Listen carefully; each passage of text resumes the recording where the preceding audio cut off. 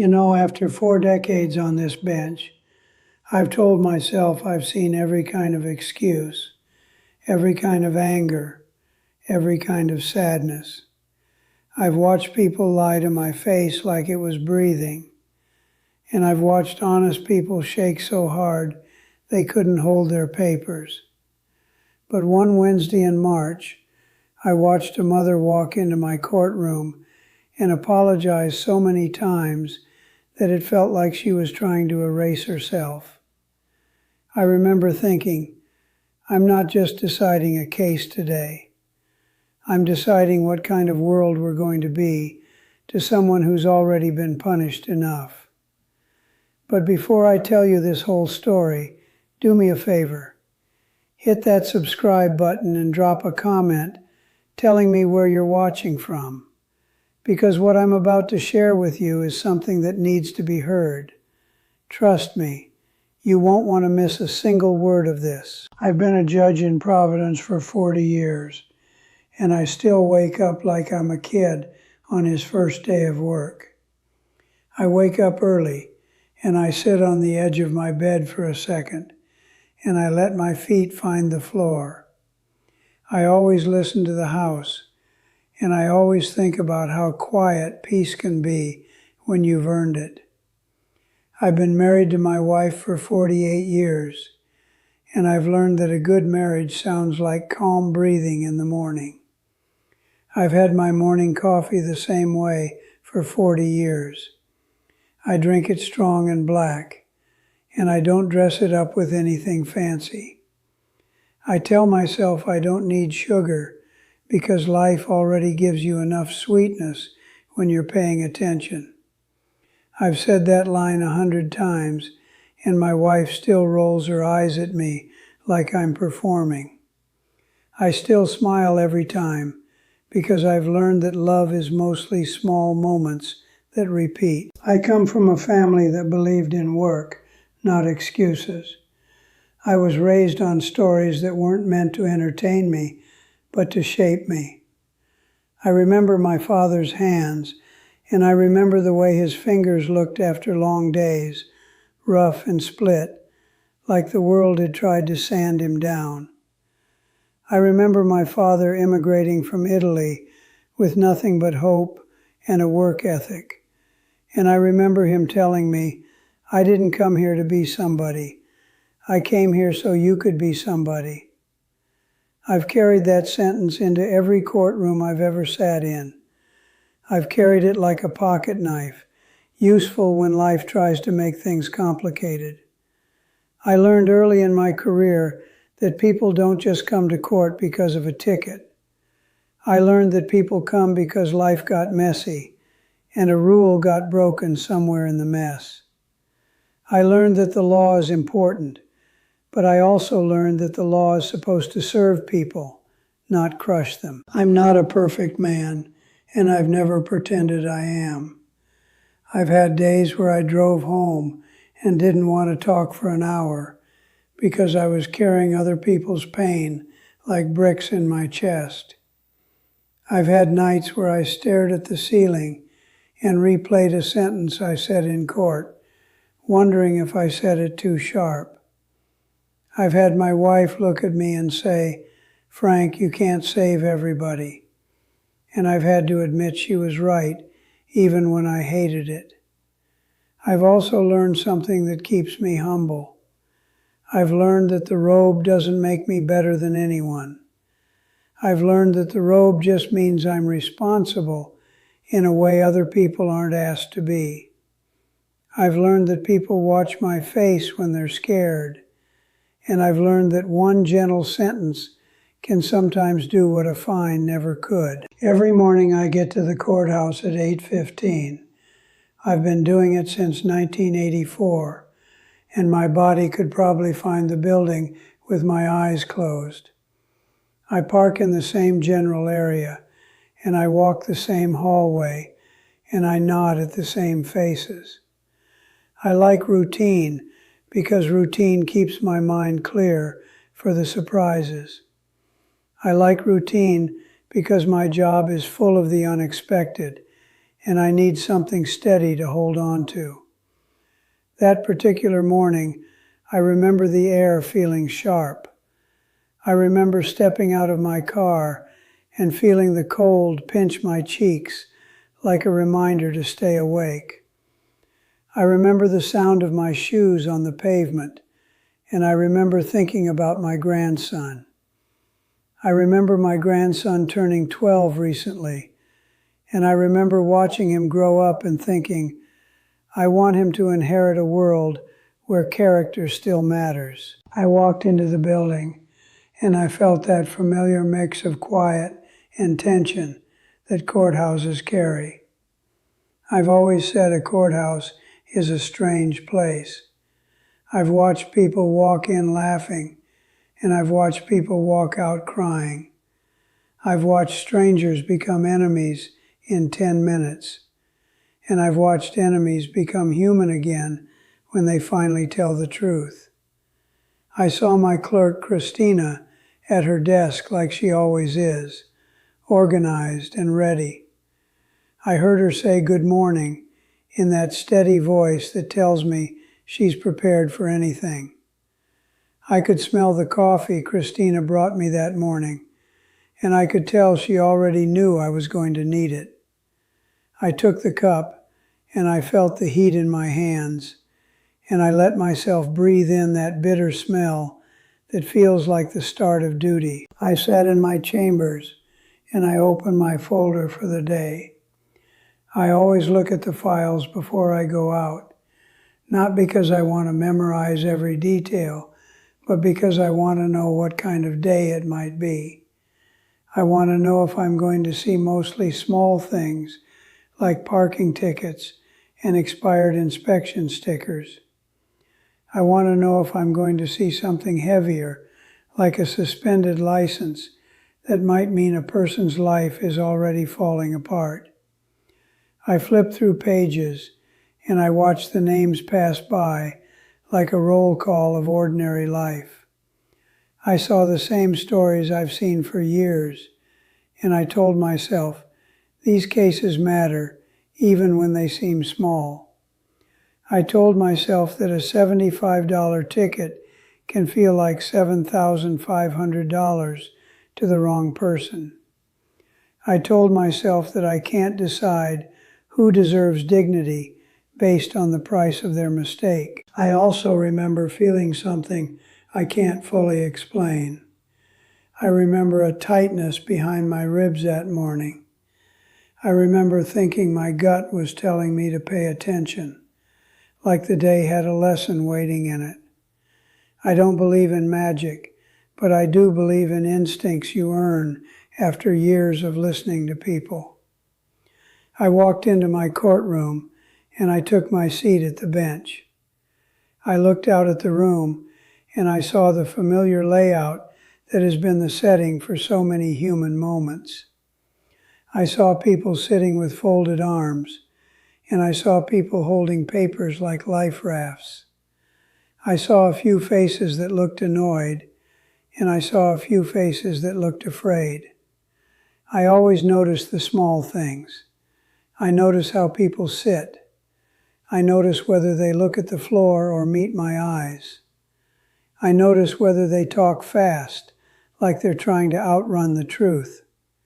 I notice whether they apologize once or whether they apologize like they're begging permission to exist. I had Christina start calling cases, and I settled into that rhythm I know so well. I asked questions. I listened. I made decisions. I tried to be fair, and I tried to be kind when kindness fit. I never confused kindness with weakness, and I never confused toughness with justice. I remember the first case that made the room feel different, and I remember how the quiet changed. I heard Christina call a name, and I heard a chair scrape the floor. I looked up, and I saw a woman stand slowly, like her body was heavier than it should have been.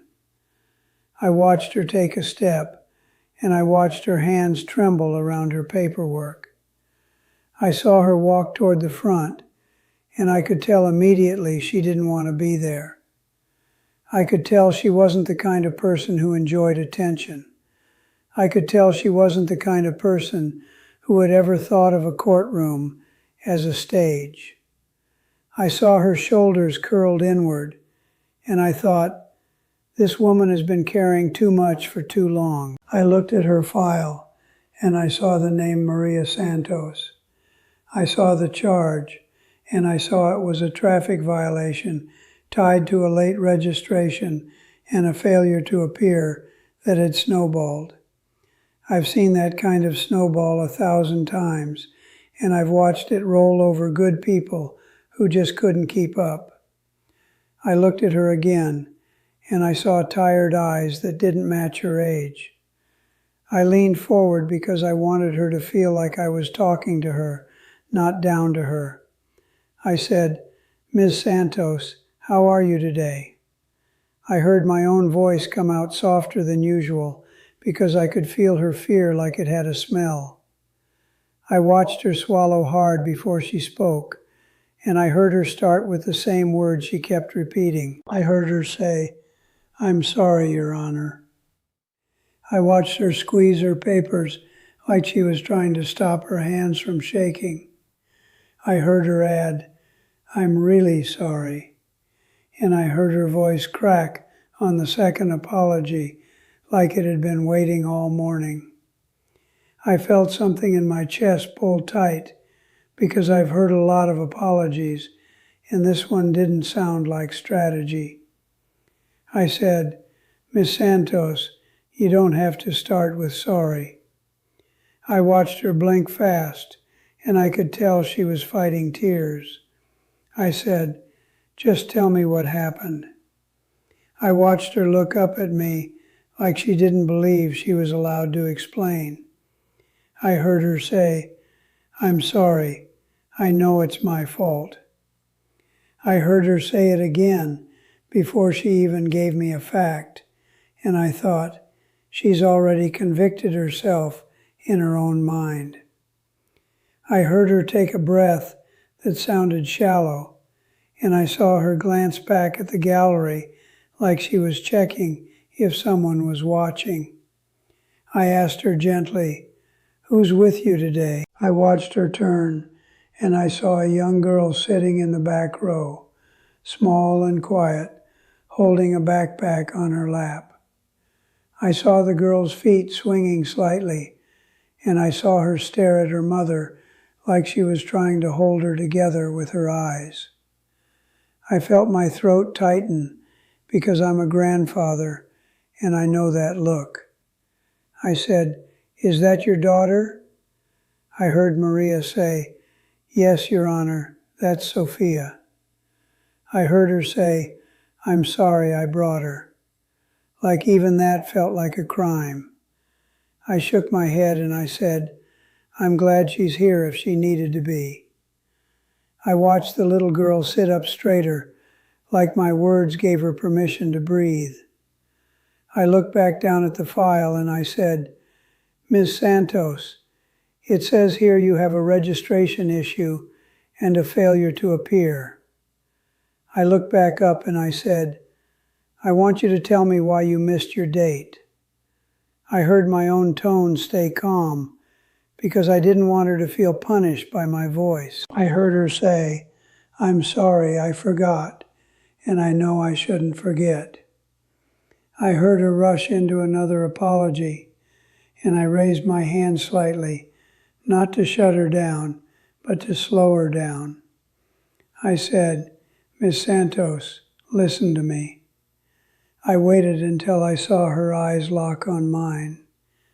I said, "I'm going to ask you something, and I want you to answer without punishing yourself."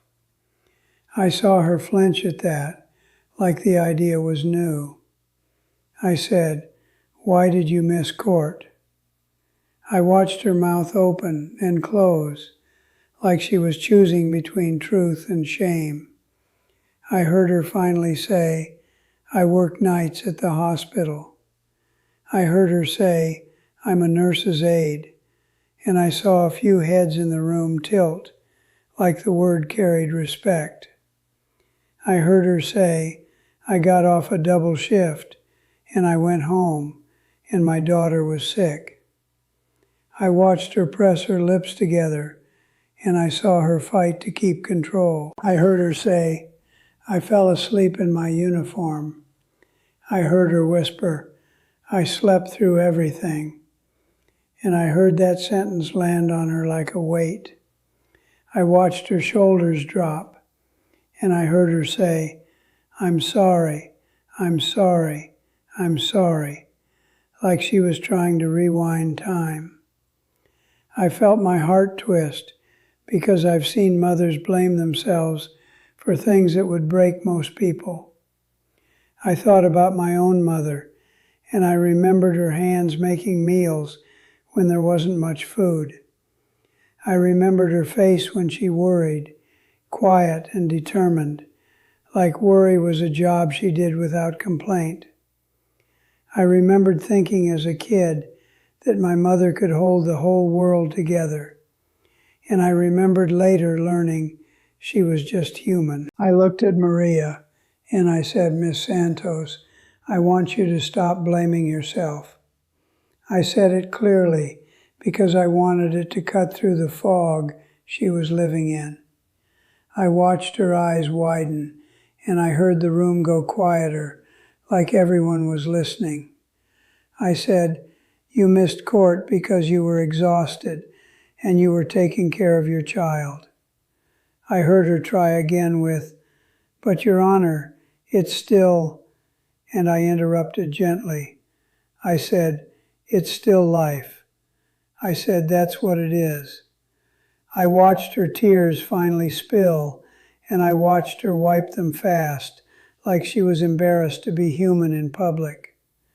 I took a slow breath because I could feel the moment getting bigger. I said, Miss Santos, how old is Sofia? I watched Maria look back at her daughter again, and I heard her say, she's 9. I nodded and I said, Sofia, how are you feeling today? I watched the little girl hesitate, and I watched Maria tense, like she was scared of what her daughter might say. I heard Sofia say, I'm okay, in a small voice that still tried to sound brave. I heard her add, my mom worries a lot. I felt my eyes sting because kids tell the truth without meaning to hurt you. I smiled at Sofia because I didn't want her to feel like she'd done something wrong. I said, your mom worries because she loves you. I looked back at Maria and I said, Ms. Santos, you're not on trial for loving your child. I watched her shake her head like she wanted to believe me, but didn't know how. I asked her about the registration, and I heard her explain it was late because money was tight. I heard her say she'd been paying for her daughter's inhalers and missing hours when the school called. I heard her say, I'm sorry, I didn't plan better, and I felt my patience rise, not at her, but at the way the world trains good people to apologize for being poor. I leaned forward again, and I said, Miss Santos, planning doesn't create money. I said, working hard doesn't always solve everything fast. I watched her inhale like she was finally letting my words touch her. I said, I need to know one thing. I said, are you trying? I saw her nod hard, like the answer was her whole life. I heard her say, yes, Your Honor, I'm trying. I heard her add, I'm trying every day. And I believed her because I've learned what trying sounds like. I looked at the file again, and I made a decision that felt simple and right. I said, Miss Santos, I'm going to dismiss the failure to appear. I watched her mouth fall open, like she didn't understand the sentence. I said, I'm also going to give you time on the registration. and I want you to come back with proof it's taken care of. I saw her start to cry harder, and I saw her try to speak through it. I heard her say, "Thank you, and I'm sorry." And I shook my head again. I said, "No more sorry today." I said, "I'm serious." I watched her laugh through tears for the first time, like the permission to stop apologizing was a gift. I felt my own eyes get wet, and I cleared my throat because I'm still a judge, and I still have to keep the room steady.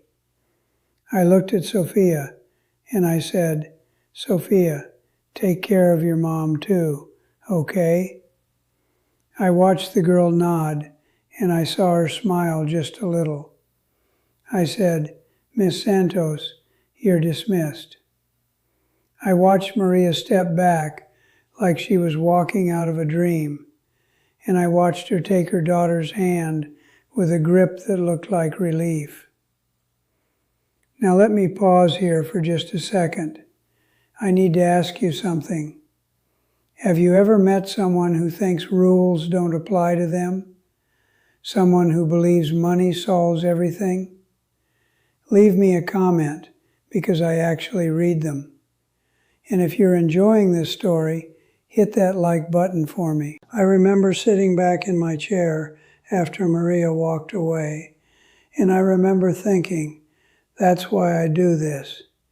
I remember telling myself that people don't always need punishment.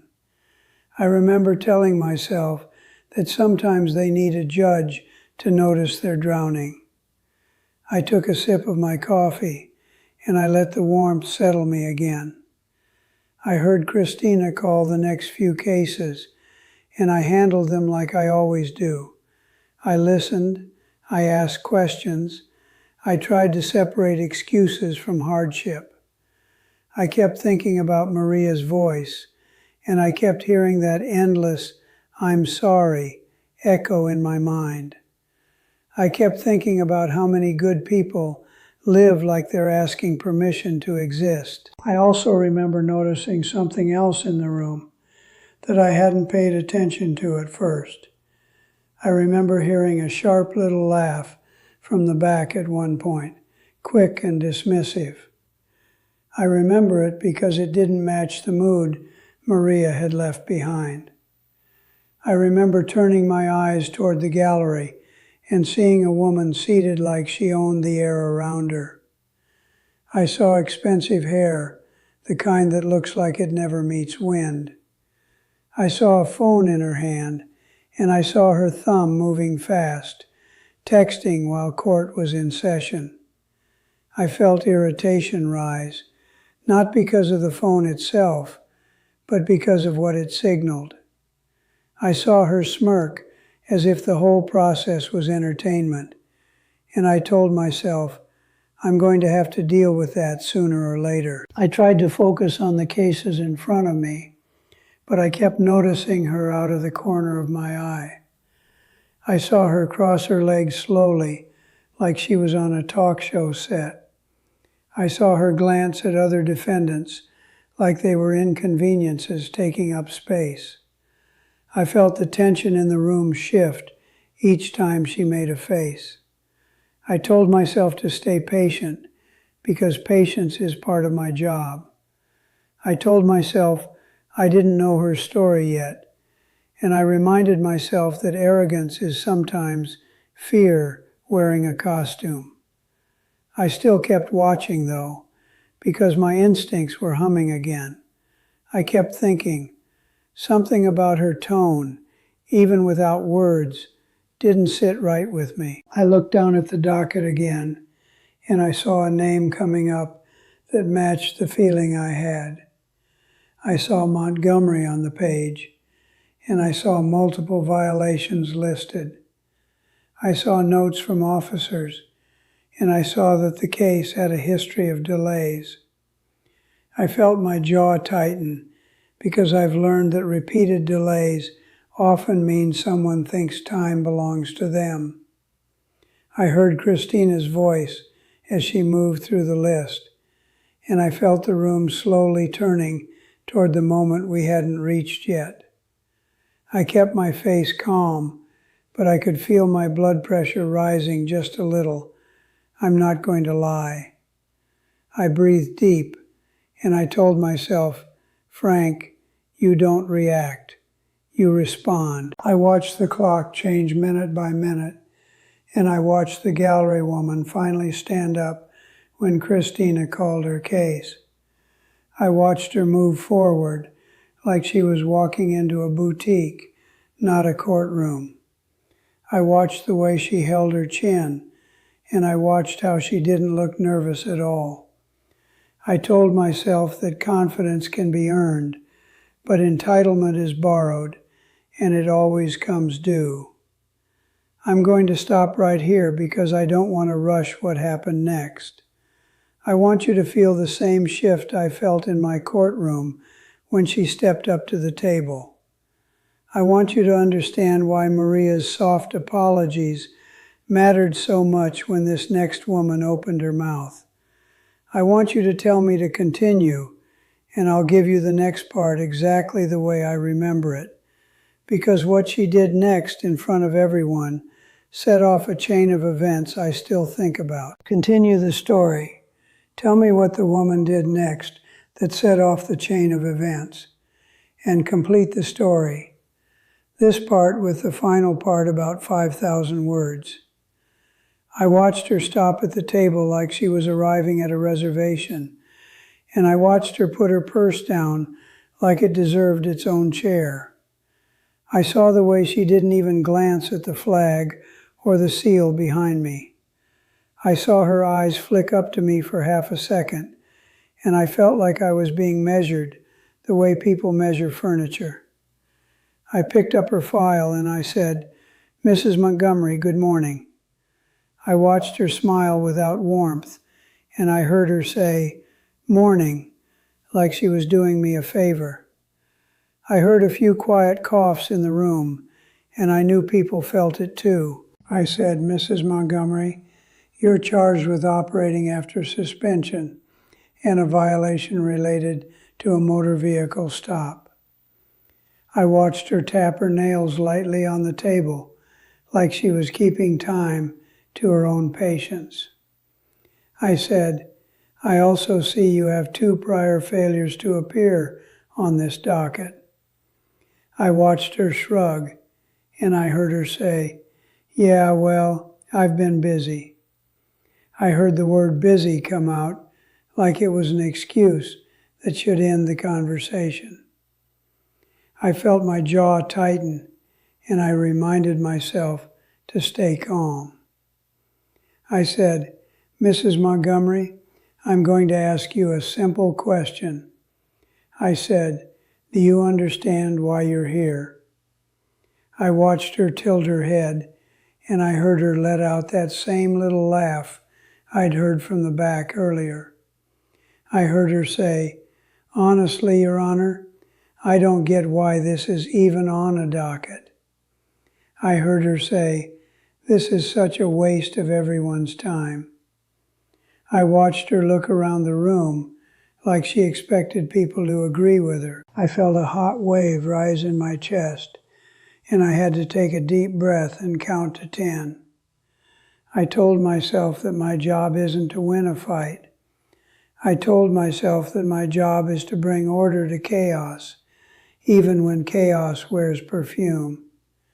I said, Mrs. Montgomery, my courtroom isn't a place for jokes. I watched her smile widen like she enjoyed being told no.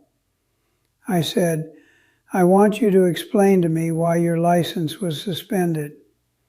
I heard her say, I didn't pay some tickets. I heard her say it like she was describing a lost earring. I said, why didn't you pay them? I watched her eyes drift to the ceiling, and I heard her sigh.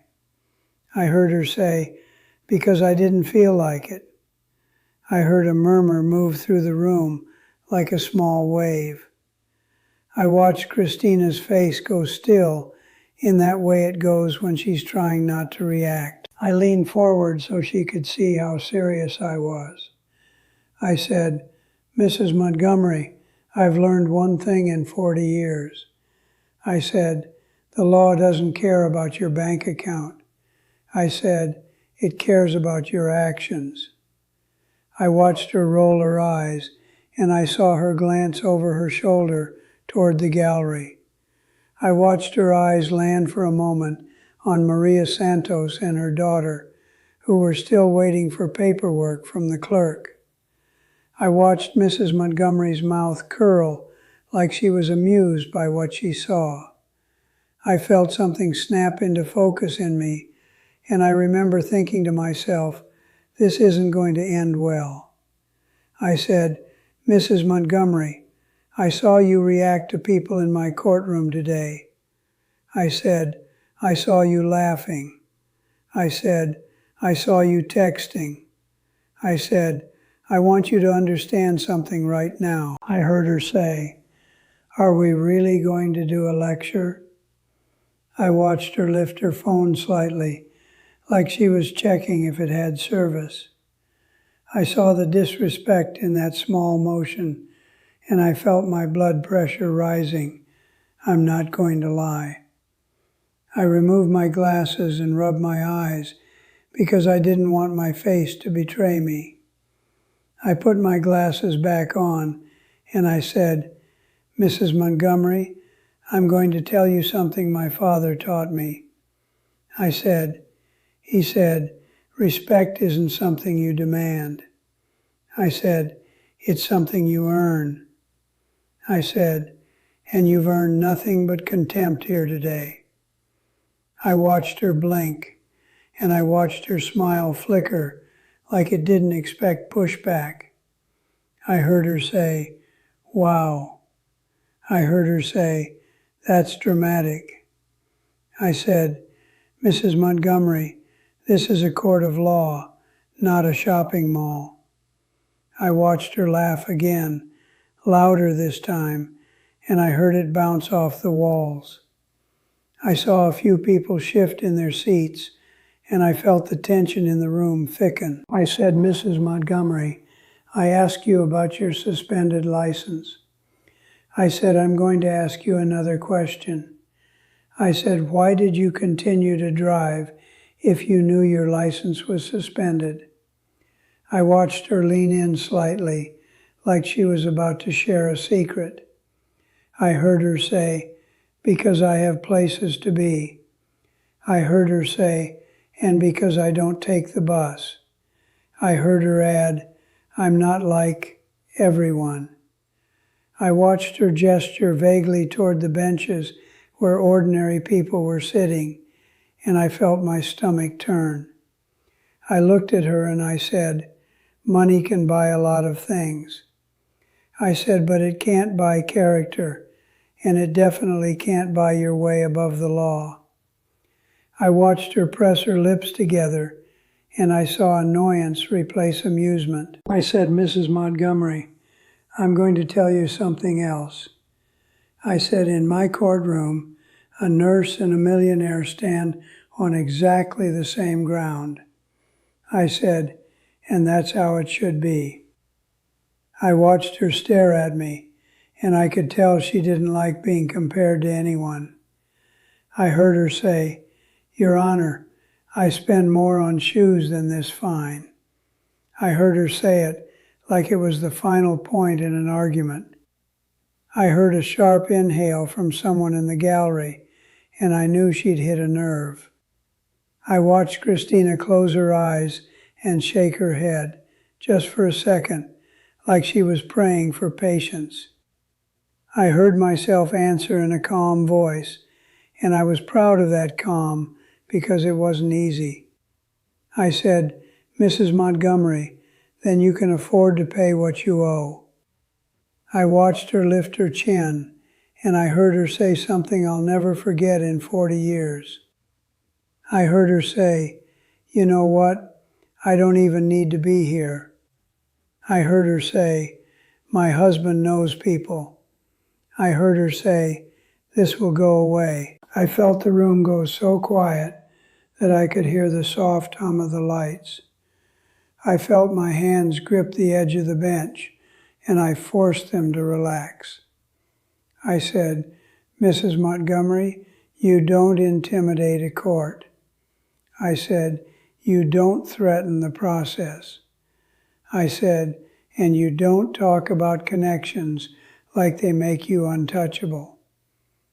I heard her say, "I'm not threatening." I heard her say, "I'm stating facts." I watched her glance at her phone again, and I watched her thumb move like she was texting while I was speaking. I stood up from my bench, and I rarely do that, but I needed the room to feel the weight of the moment. I felt every eye lock onto me. I said, "Mrs. Montgomery, put the phone away." I watched her hesitate, like she was deciding if I was serious. I heard her say, "It's important." I heard myself answer without raising my voice. I said, "This is important." I said, "Your freedom is important." I said, "Your behavior is important." I watched her finally set it down, and I saw her fingers linger on it like she was losing a toy. I looked at the file again, and I said, "Mrs. Montgomery, the charge of operating after suspension is serious." I said, "I want to hear why I shouldn't impose a harsh penalty today." I watched her posture soften just a fraction, and I thought maybe she was finally going to get it. I heard her say, "Because I made a mistake." I heard her say it with no real feeling. I heard her add, "And because you're not going to ruin my life over a traffic thing." I'm going to be honest with you. At this point, I was struggling to keep my composure. If you've ever felt that frustration watching someone disrespect something important, you know what I'm talking about. Hit that like button if you're still with me. And make sure you're subscribed, because what happens next, I never saw coming in my entire career. I felt my heartbeat in my ears, and I reminded myself that a judge can't let ego drive the wheel. I reminded myself that justice has to be steady, even when someone is trying to shake it. I said, "Mrs. Montgomery, you keep saying this is nothing." I said, "I want you to understand why it's something." I said, "I saw a woman here today who works nights in a hospital." I said, "I saw her apologize like she was guilty for being tired." I said, "I saw her carry the world on her back and still show respect." I said, "And I see you here acting like the world owes you patience." I watched her eyes flash, and I heard her say, "Are you talking about that woman?" I heard her say, "She's not my problem." I watched her point her chin toward Maria, like Maria was a stain on the room. I felt a hard anger in my chest, and I hated that I felt it. I said, "Mrs. Montgomery, people like her are everyone's problem."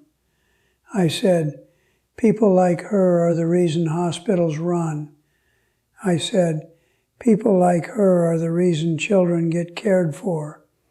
I said, "And people like you don't get to laugh at them in my courtroom." I watched her mouth open, and I heard her say, "Oh, please." I heard her say, "I donate to charities." I heard her say, "I do more than most." I heard her say, "You don't know me." I said, "Mrs. Montgomery, you're right." I said, "I don't know you."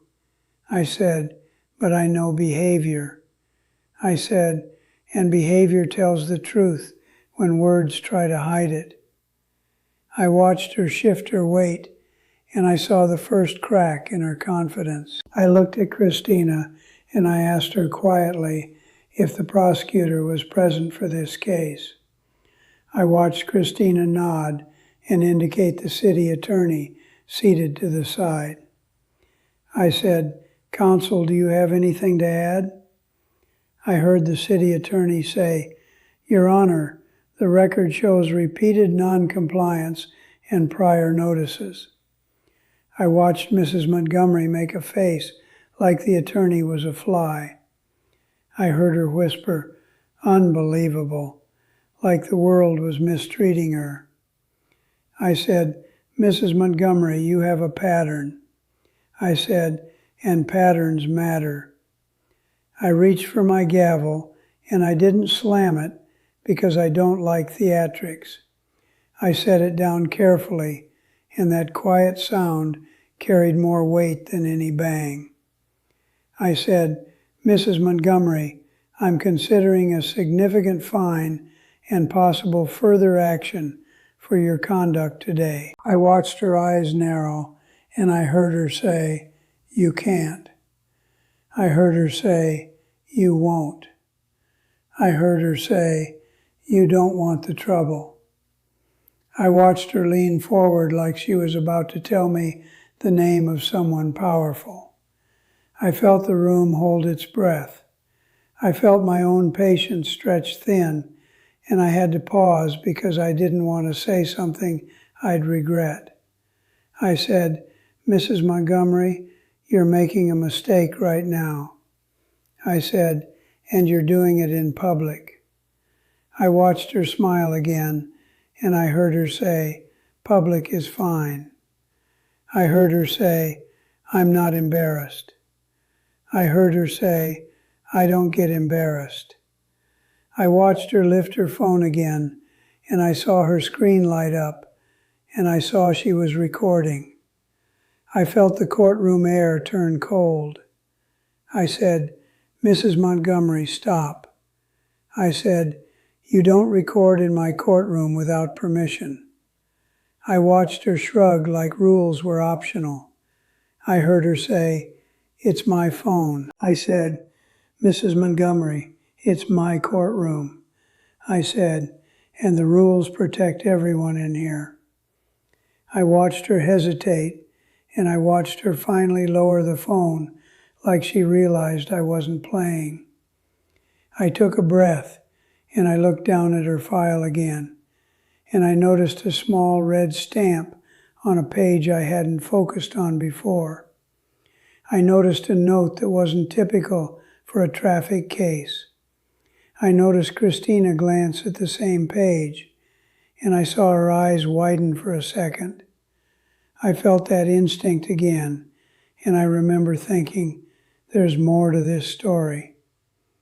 I said, "Christina, can you bring me that file for a moment?" I watched her step forward, and I watched her place it on the bench with care.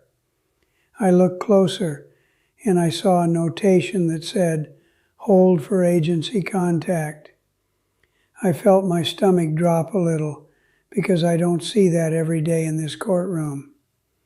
I looked up, and I scanned the gallery, and I noticed a man I hadn't noticed before standing near the back, quiet and still. I watched him stand up fully, and I watched him straighten his jacket like someone trained to be calm under pressure.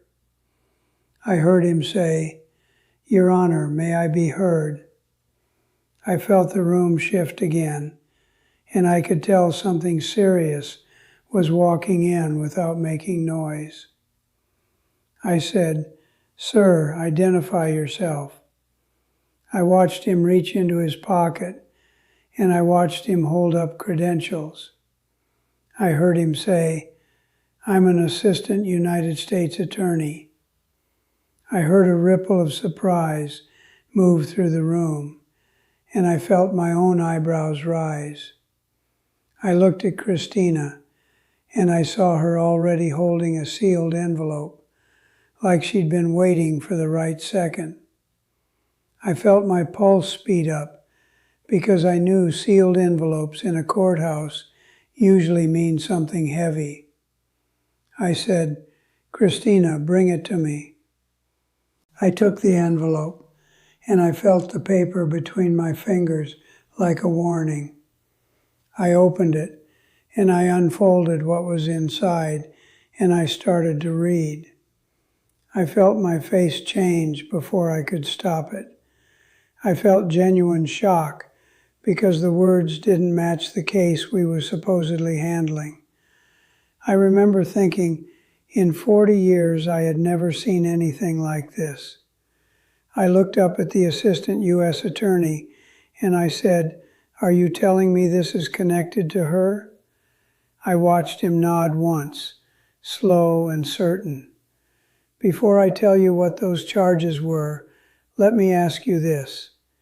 Do you think wealth should protect someone from consequences? Should money put you above the law? Tell me what you think in the comments. And if you believe everyone should be equal under the law like I do, hit that subscribe button." I held the paper in my hands, and I felt the courtroom tilt into a new reality. I said, "Mrs. Montgomery, I need you to listen carefully." I watched her smile fade just a little, like she finally sensed something she couldn't buy her way out of. I said, "Mrs. Montgomery, this document indicates there's an active federal matter connected to your identity." I watched her blink fast, and I saw confusion fight with confidence. I heard her say, "That's not," and I heard her voice catch. I looked at the assistant U.S. attorney and I said, "Counsel, explain to the court what you're requesting." I heard him speak in a steady voice, and I heard him say they were there to execute a federal hold based on an investigation. I heard him say words like wire fraud and tax fraud and identity theft, and I felt the room freeze. I saw Mrs. Montgomery's face lose color in real time. I watched the blood drain from her cheeks like someone pulled a plug. I watched her hands, the same hands that had been casual and bored, start to shake at her sides. I watched her try to laugh again, and I watched the laugh fail. I heard her say, "This is a mistake." I heard her say, "My husband," and I heard her stop because for the first time she didn't sound sure. I felt a strange sadness mixed with the satisfaction of justice because I don't enjoy watching fear. I said, "Mrs. Montgomery, 2 hours ago you were laughing in my courtroom." I said, 2 hours ago you were acting like rules were for other people." I said, "And now you're hearing what happens when the law catches up." I watched her swallow hard, and I heard her whisper, "Your Honor, please." I watched tears form in her eyes, and I could tell they weren't for regret yet. I could tell they were for losing control. I said, "Mrs. Montgomery, I want you to understand something." I said, "I can be compassionate." I said, "I can be patient." I said, "But I can't protect you from consequences you earned." I watched her look around the room like she was searching for someone to save her. I watched her eyes land on Maria Santos again, and I watched something like shame flash across her face.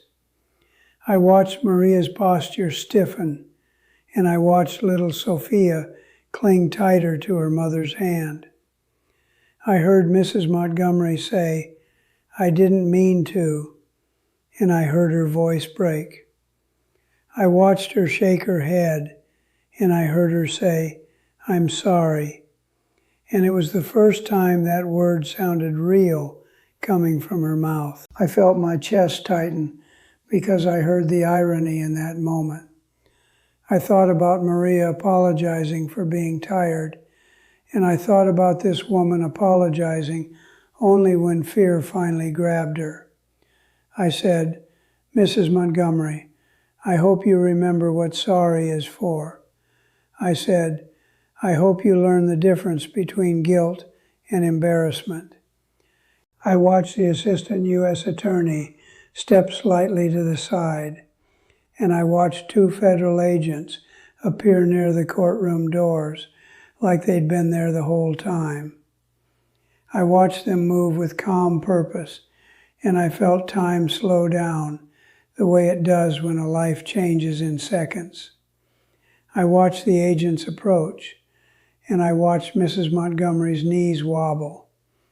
I heard her say, "No, no, no," under her breath, like a prayer that wasn't going to work. I watched her reach for her purse, like it could anchor her to the old world. I watched as the federal agents approached.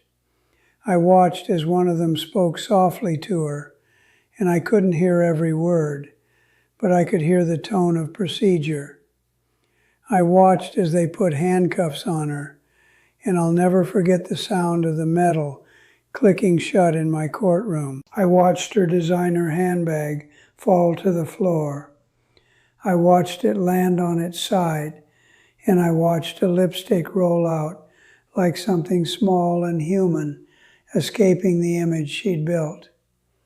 I watched nobody pick it up, and I felt that detail stick in my mind.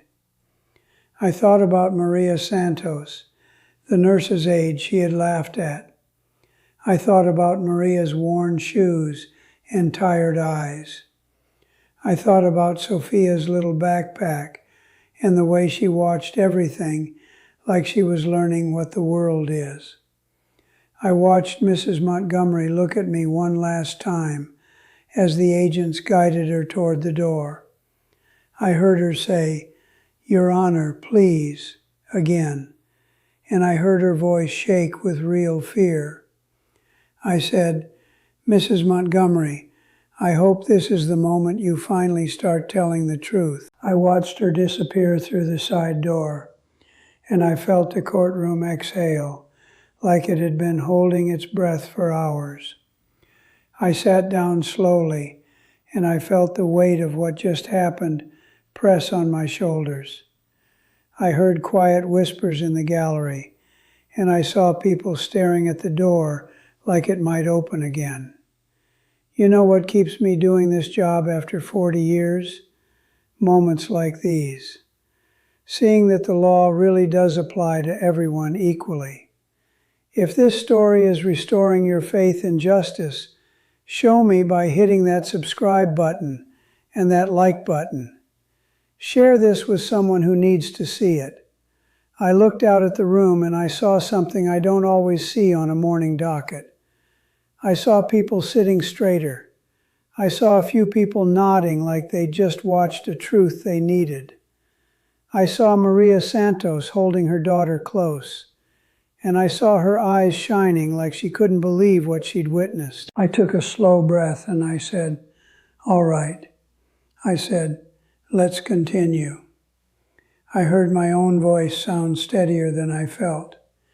I kept thinking about how close Mrs. Montgomery came to walking out with just a fine if that envelope hadn't existed. I finished the docket the best I could, and I kept my focus on the people in front of me. I tried not to let the shock of the arrest turn me into a machine. I kept reminding myself that every person in that room, even the arrogant ones, was still human. I walked back to my chambers when we adjourned, and I felt the quiet hit me like a wave. I sat down and I stared at the wood grain of my desk for a moment. I remember thinking, "Frank, you just watched a mask fall off in public." Later that afternoon, the assistant U.S. attorney came to my chambers. I watched him sit across from me with the calm of someone who carries heavy files every day. I heard him explain the full investigation in simple terms because he knew I'd appreciate plain talk. I learned that Mrs. Montgomery and her husband had been living a life built on lies. I learned that the cars and the trips and the jewelry weren't just luxury. I learned they were evidence. I heard him say the numbers were staggering. I heard him say millions of dollars, and I felt my stomach turn again. I heard him explain that they had been using fake businesses, fake invoices, and stolen identities to move money around like it was a game. I sat there thinking about how I almost just gave her a fine. I sat there thinking about her laughing in my courtroom like consequences were for other people. I told him, I've learned one thing in 40 years. I said, people can run from the truth for a long time. I said, but the truth has a long memory. I walked out of the courthouse that night with a strange heaviness.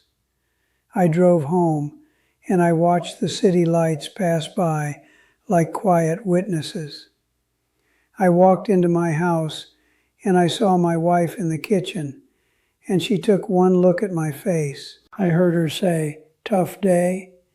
I nodded, and I sat down at the table like I was carrying a bag of stones. I told her parts of what happened, and I watched her listen the way she always does, with patience and strength. I heard my wife say, "Frank, that mother you helped today will remember your kindness longer than that other woman will remember her pride." I felt my throat tighten because she was right. I thought about Maria's eyes when I told her to stop blaming herself, and I felt that moment glow in my mind like a candle. 2 months later, I received a letter. I saw the envelope on my desk, and I saw the return address, and I knew exactly who it was from. I almost didn't open it. I felt a part of me resist, not because I didn't care, but because I didn't want to read words that were still excuses. I held it in my hands, and I felt the paper shake slightly, because even I can be affected. I opened it anyway because something made me. I told myself that if a person is going to reach toward change, I should at least witness it. I read her words, and I'm reading this directly in my mind as I remember it. I heard her voice on the page, smaller than the one she used in court. I heard her write, "Your Honor, I embarrassed myself in your courtroom, and I embarrassed my family, and I hurt people I didn't even know." I heard her write, "I laughed at a mother, and I didn't even see that she was stronger than me." I felt my chest tighten because that line sounded like truth. I heard her write, "I kept apologizing in this letter because I don't know what else to do." I heard her write, "And then I remembered you told that mother to stop blaming herself." I read that sentence twice because it hit me. I heard her write, "I'm not asking you to forgive me." I heard her write, "I'm asking you to remember I'm a person who made myself into someone ugly, and I want to find my way back." I sat back in my chair and I stared at the wall for a long time. I thought about my father's words, and I remembered him telling me that a person's pride can ruin them faster than poverty. I remembered him telling me, "Frank, always leave room for someone to change, but never let them pretend they didn't choose their actions." I folded the letter and I placed it back in the envelope. I didn't feel anger when I set it down. I felt something closer to sorrow, and I felt a quiet hope that maybe fear had finally cracked open a space where humility could grow. 3 days after the arrest, I saw Maria Santos again. I watched her come into the courthouse, and I watched her stand at the doorway of my chambers like she wasn't sure she was allowed. I stood up and I walked around my desk because I didn't want her to feel like she had to beg. I said, "Miss Santos, come in." I watched her step in slowly, and I saw her hands twisting together. I heard her start with, "I'm sorry," out of habit, and I smiled gently.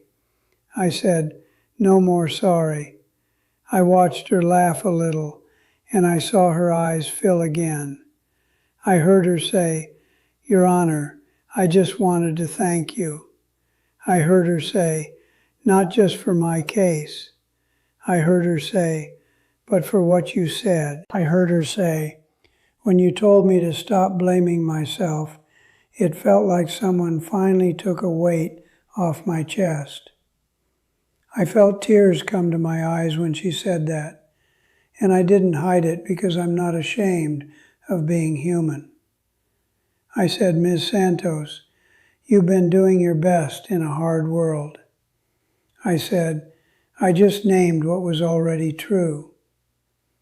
I watched her reach into her bag, and I watched her pull out a small card drawn in crayon. I saw hearts and stick figures, and I saw my name written with the careful letters of a child. I heard Maria say, "Sofia wanted you to have this." I took it, and I felt something soft and powerful move through me. I looked at the card and I said, "Please tell Sofia I'm honored." I watched Maria nod, and I saw her wipe her cheeks. I heard her say, "She's been talking about justice like it's real." I heard her say, she said, "Mom, the judge said everybody stands on the same ground." I swallowed hard because I remembered myself saying those words to Mrs. Montgomery, and I didn't know a child was listening that closely. I said, "Ms. Santos, your daughter is learning something important." I said, "And she's learning it from watching you keep going." A year later, I heard something that brought the whole story full circle. I heard that money recovered from the federal case was used in part to fund community programs and restitution. And I heard that a local scholarship fund was created for kids of working families in healthcare and service jobs. I heard it through people in the courthouse first, and then I saw it confirmed in a letter from a community board that thanked the court for doing its part. I sat with that information, and I felt that strange mix of sadness and relief again. I thought about how harm can ripple outward, and I thought about how sometimes accountability can pull some good out of wreckage.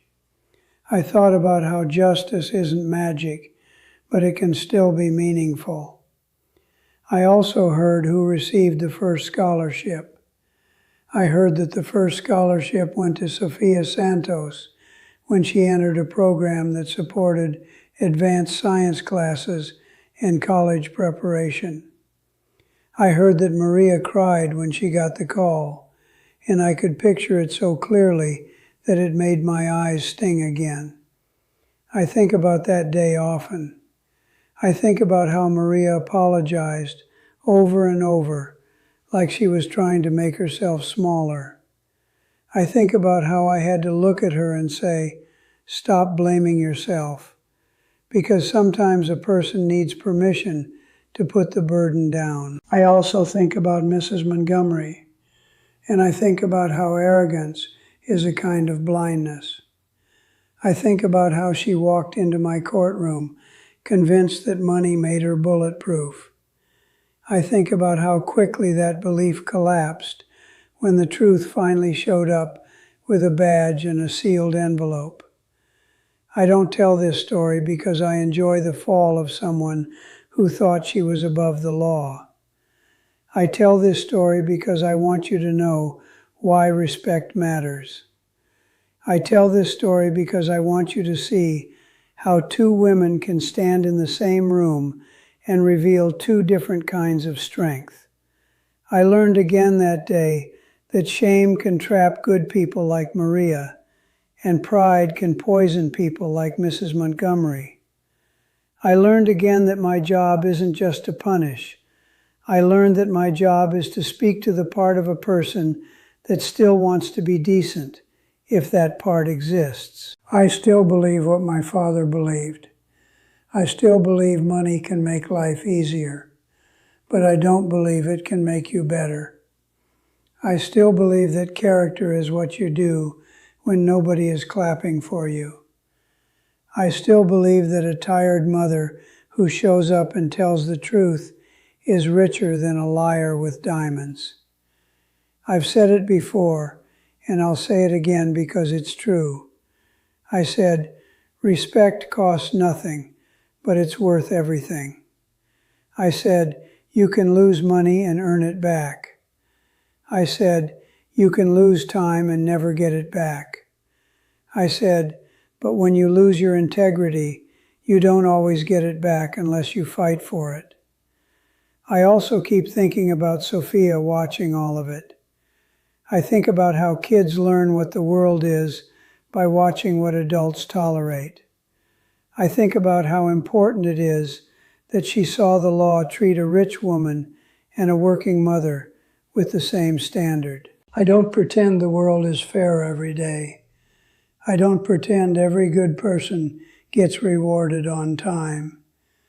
I don't pretend every bad person gets caught fast.